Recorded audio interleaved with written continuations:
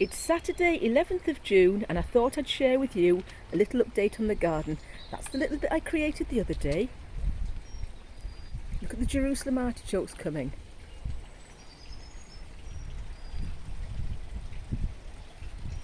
It's lovely and green. I love this time of year.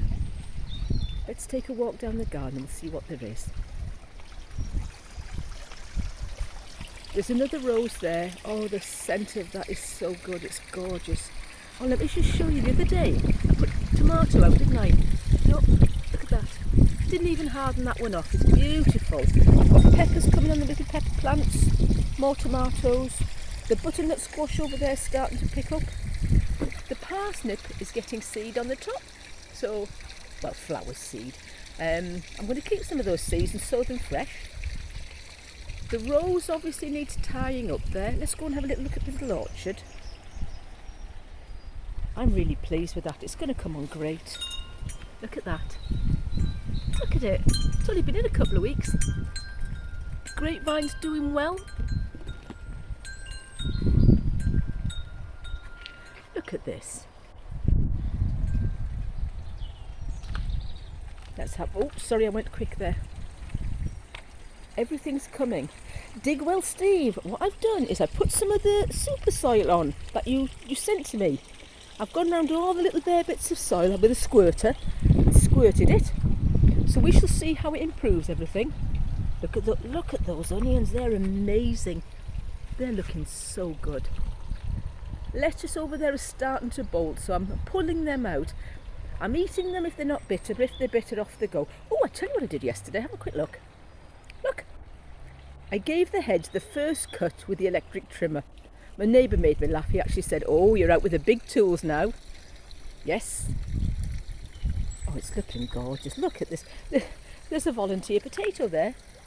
It can stay there. Look at this. Can you remember ages ago I said to you I'd cut the hedge and I stuck bits of the hedge in there? It's all growing.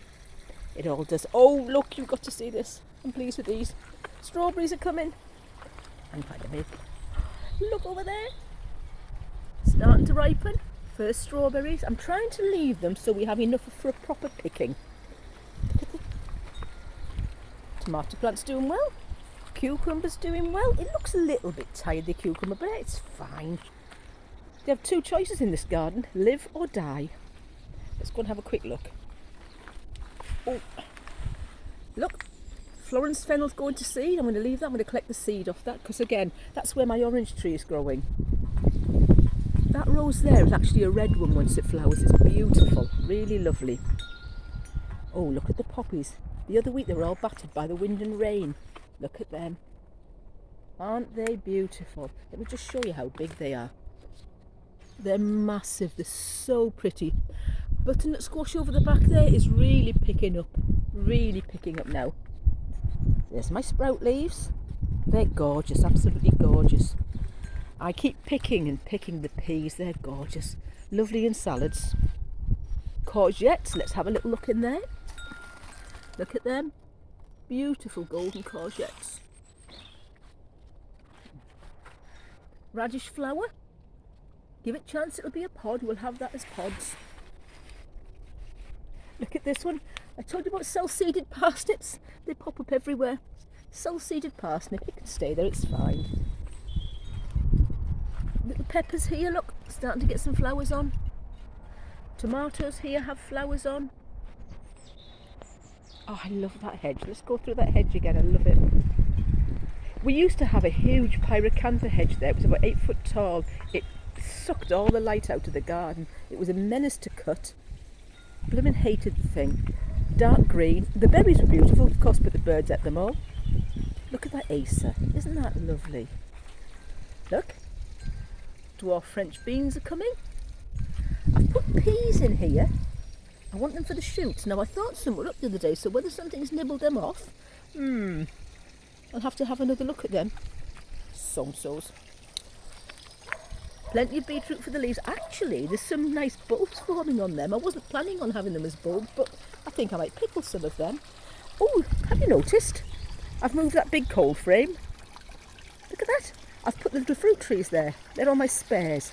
They go into a car boot cell. The cold frame is now on top of the log store.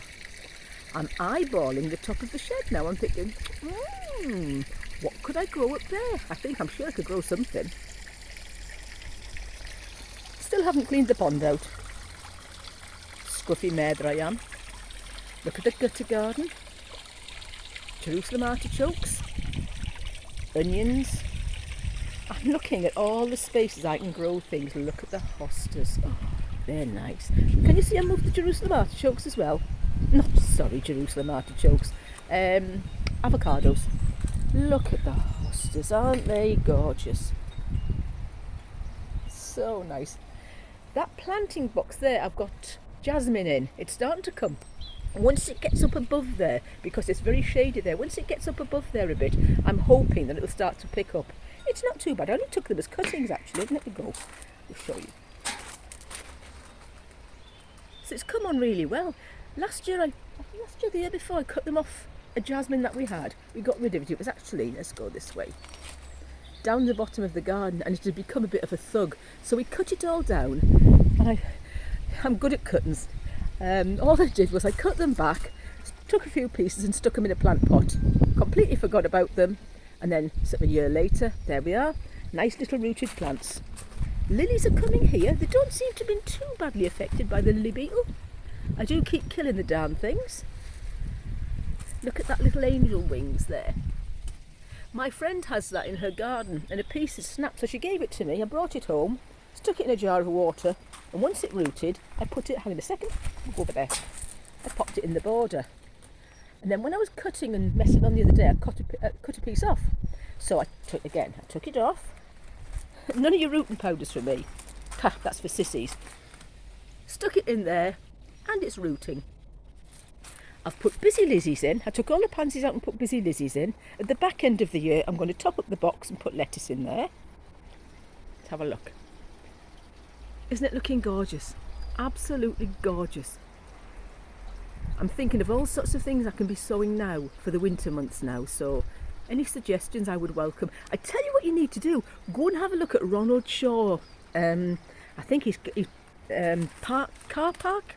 I don't know. Ronald Shaw is the one you want to go and look at. If you've only got a tiny little space, have a look at what that man's growing. It's incredible.